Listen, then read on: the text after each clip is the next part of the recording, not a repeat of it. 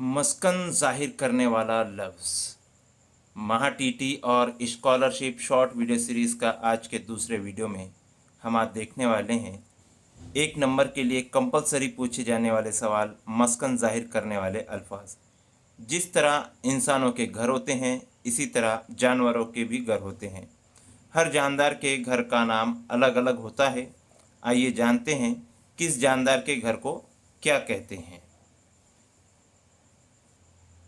बादशाह का, महल,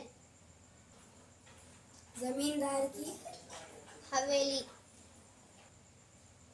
साधु की, कुटिया या आश्रम, फकीर का, तकिया, सूफी की, खानखा,